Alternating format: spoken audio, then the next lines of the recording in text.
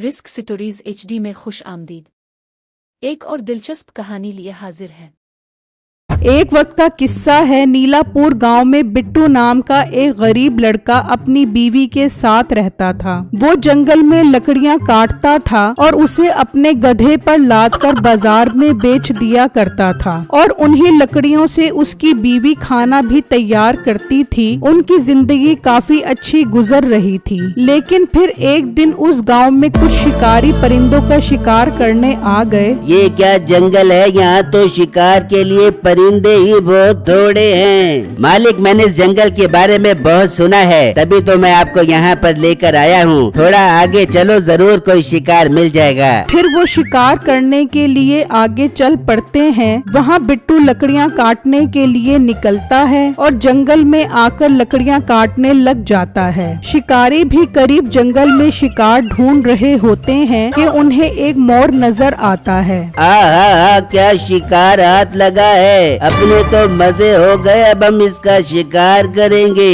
अब मान गए हो ना मालिक मुझे, क्या नायाब मोर अपने हाथ लगा है। वो उस मोर पर बंदूक तान लेते हैं। बिट्टू लकड़ियां काटने में मसरूफ होता है कि अचानक गोली की आवाज सुनकर चौंक जाता है। ये तो बंदूक की आवाज है, मतलब इस जंगल में शिकारी आ गए हैं छोटे छोटे मासूम परिंदों का शिकार करने के लिए। वहाँ वो मोर जख्मी ही उड़ जाता है। ओहो, जाओ इसके पीछे, ये मोर जख्मी ही उड़ गया है। मुझे ये मोर हर सूरत में चाहिए। उसके मुलाजिम मोर को ढूंढने निकल जाते हैं और बिट्टू लकड़ियां अपने गधे पर लाद देता है और घर की तरफ निकल पड़ता है कि अचानक उसे मोर की आवाज आती है। ये तो मोर की आवाज है और ये करीब से ही आ रही है। बिट्टू थोड़ा और आगे आता है तो उसे जमीन पर वही मोर जख्मी हालत में नजर आता है जो दर्द की वजह से चिल्ला रहा होता है। जरूर ये उन शिकारियों का ही काम होगा। बेचारा मोर कितना जख्मी हालत में है, इसे मैं अपने साथ ले जाता हूँ। बिट्टू उस मोर को उठाकर अपने साथ घर ले आता है और अपनी बीवी को बताता है। उसे भी सुनकर बहुत दुख होता है। बिट्टू जी, आप रुके, मैं इसके लिए दवा बना कर आती हूँ।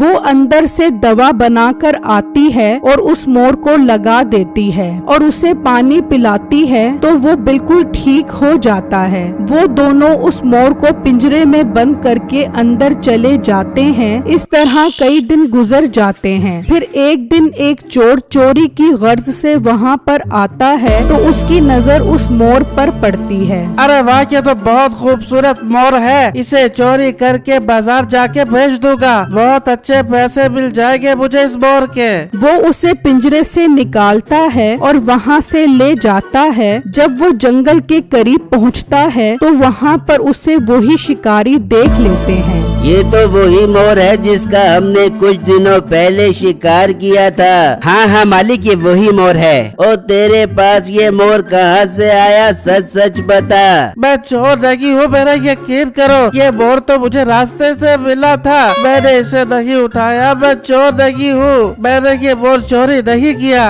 क्या तूने चोर चोर की रट लगाई हुई है? अपना मुंह बंद कर और ये मोर हमें दे। हम कितने दिनों से ये मोर ढूंढ रहे हैं। हाँ, ले लो ये मोर। मुझे ये मोर नहीं चाहिए, बस मुझे कुछ मत कहना, मुझे जाने दो। वो शिकारी उससे वो मोर ले लेते हैं और चोर वहाँ से चला जाता है। मालिक, हम तो खामखा में ही से ढूंढ ढूंढ कर परेशान हो रहे थे। देखो ये मोर खुद ही चलकर हमारे पास आ गया। हाँ, तुम ठीक कह रहे हो, आज मैं बहुत खुश हूँ। चलो इस मोर को घर ले चलते हैं। वो उस मोर को घर ले आते हैं और एक पिंजरे में कैद कर देते हैं। मोर अब बहुत उदास हो जाता है कि ये शिकारी अब इसके साथ क्या करेंगे। वहाँ बिट्टू की बीवी उस मोर को दाना डालने आती है तो क्या देखती है कि वहाँ मोर मौजूद ही नहीं होता। अरे बिट्टू, बाहर आए, देखिए हमारा मोर पिंजरे में नहीं है, जल्दी बाहर आए। बिट्टू परेशानी में बाहर आता है और मोर को गायब देखकर बहुत उदास हो जाता है। बेगम, मुझे लगता है इसका पिंजरा खुल गया है और मोर उड़कर वापस जंगल में चला गया है। तो बिट्टू, आप यहाँ क्या कर रहे हो?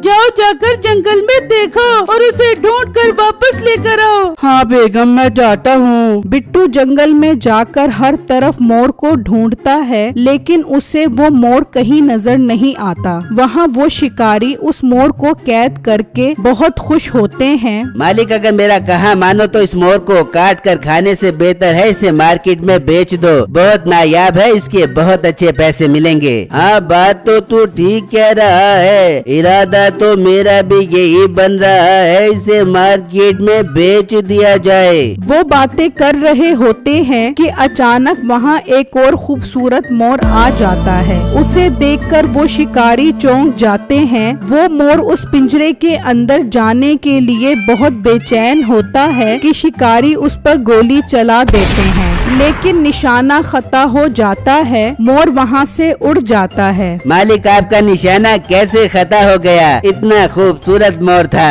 अरे मैंने तो निशाना बिल्कुल ठीक लिया था, पता नहीं गोली उसे कैसे नहीं लगी। मालिक, ये जरूर जंगल में गया होगा, चलो जंगल में चलते हैं और इसे पकड़ कर आते हैं। नहीं नहीं, हमें जंगल में जाने की जरूरत नहीं है, उसने मोर को देख लिया है, अब वो दोबारा आएगा इसे छुड़वाने के लिए, हम फिर उसे पकड़ लेंगे। अरे मालिक, बात तो आप बिल्कुल ठीक कर रहे हो, हमें यहीं पर इसका इंतजार करना चाहिए। मोर जंगल में आ जाता है और जोर जोर से बोलने लग जाता है। मिल गया मुझे, मोर मिल गया। बिट्टू थोड़ा आगे आता है तो सामने ही मोर खड़ा होता है। वो बिट्टू को देखकर आगे आगे चलने लग जाता है। ये मोर कहाँ जा रहा है? रुक जा मोर, देख तुझे गोली लगी थी तो मैंने तेरा इलाज किया था, आजा मेरे मोर, मेरे पास आजा। मोर चलता ही रहता है यहाँ तक कि वो शिकारी के घर आ जाता है और बिट्टू पिंजरे में अपने मोर को देख लेता है। अच्छा, तो जो मोर कैद है वो असल में मेरा है और ये मोर मुझे यहाँ तक इसलिए लेकर आया है ताकि मैं इस मोर को आजाद करवा सकूं। बिट्टू वापस घर आ जाता है और अपनी बीवी को सारी बातें बताता है। इसका मतलब वो शिकारी हमारे मोर को चोरी करके ले गए हैं। हाँ बेगम, अपना मोर उसकी कैद में है, मुझे समझ नहीं आ रहा मैं उसे कैसे आजाद करवाऊं। बिट्टू, आपने जो भी करना है जल्दी करें, ऐसा ना हो वो मोर के साथ ऐसा वैसा कुछ कर दे। नहीं बेगम, तुम फिक्र मत करो, मैं उस मोर को आजाद करवाऊंगा। उसके लिए मुझे दूसरे मोर की मदद लेनी पड़ेगी। पर वो मोर होगा कहाँ? बेगम, वो जंगल में ही होगा, वही तो मुझे शिकारियों तक लेकर गया था, अब वही मेरे साथ मिलकर उस मोर को शिकारियों से आजाद करवाएगा। बिट्टू जंगल में आ जाता है और वहाँ एक गड्ढा खोदने लग जाता है। मोर, तुम वहाँ पर जाओ और उन शिकारियों को लेकर आओ। वो उड़ जाता है और शिकारियों के घर की तरफ निकल जाता है। वो तीनों बैठे उसके आने का इंतजार कर रहे होते हैं। मालिक, मेरा कहा मानो तो जंगल में चल पड़ो, मोर नहीं आने वाला। तुझे ज्यादा पता है या मुझे ज्यादा पता है? अपना मुंह बंद रख, आएगा वो जरूर आएगा। तभी मोर आ जाता है। उसे देखकर वो सब बहुत खुश हो जाते हैं। जा इसको पकड़ और पिंजरे में बंद कर दे। मुलाजिम जाता है तो मोर आगे चलना शुरू हो जाता है। वो उसे पकड़ने के चक्रों में जंगल तक आ जाता है और जैसे ही वो गड्ढे तक आता है, मोर कूद जाता है और वो गड्ढे में गिर जाता है। बहुत खूब, अब आएगा मजा, तुमने बहुत अच्छा काम किया है, अब जाओ और बाकी शिकारियों को भी लेकर आओ। मोर दोबारा वहाँ से चला जाता है और वहाँ वो शिकारी परेशान बैठे होते हैं। ये मीठा अभी तक आया क्यों नहीं? इतनी देर क्यों लगा दी उसने मोर पकड़ने में? मालिक, कहीं मोर पकड़ने के चक्करों में वो यहाँ वहाँ तो नहीं भटक गया? लगता तो मुझे भी यही है, इतनी देर हो गई है, अभी तक तो उसे वापस आ जाना चाहिए था। मालिक, अगर बुरा ना मानो तो मैं जाकर उसे देख कर आऊँ। हाँ हाँ, सोच क्या रहा है, जाओ उसे देख कर आ और वो मोर भी साथ वापस लेकर आई। ठीक है मालिक, आप बेफिक्र हो जाओ, मैं मीठे और मोर दोनों को वापस लेकर आता हूँ। मुलाजिम निकल पड़ता है तो रास्ते में उसे मोर नजर आता है अच्छा तो ये यहाँ पर बैठा है, तेरी तो ऐसी की तैसी।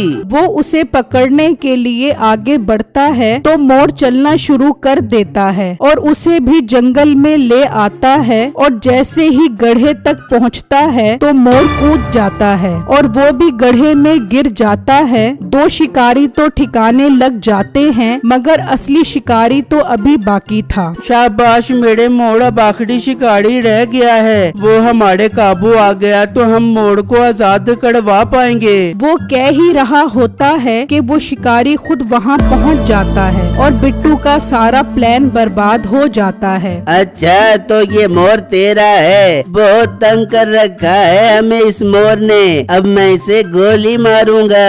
नहीं शिकारी भाई, इसे मत मारो, बल्कि मैं इसे पकड़कर आपको दे देता हूँ, इसे जिंदा ही ले जाओ। वाह ये तो बहुत अच्छी बात है, अपनी जगह से मत हिली, मैं इसे लेने आ रहा हूँ। बिट्टू बहुत खुश होता है कि अब ये गड्ढे में गिरेगा कि अचानक मालिक मालिक मालिक, इसकी बातों में मत आना, इसने हमें गड्ढे में फेंकवा दिया है, इसे और मोर दोनों को गोली मार दो। तेरी ये हिम्मत, तूने मेरे साथियों के साथ ऐसा किया, अब तू मरने के लिए तैयार हो जा। वो गोली चलाने लगता है कि बिट्टू रस्सी खींच देता है और वो उल्टा लटक जाता है। खोल मेरी रस्सी खोल, मैं तुझे नहीं छोड़ूंगा। तू अब मेरा कुछ नहीं बिगाड़ सकता, तुम जैसे शिकारियों की यही सजा है, अब तू इन दोनों के साथ इस गड्ढे में सारी जिंदगी रहेगा। नहीं मेरे प्यारे भाई, ऐसा मत कर, मैं तेरे आगे माफी मांगता हूँ, मुझे आजाद कर दे।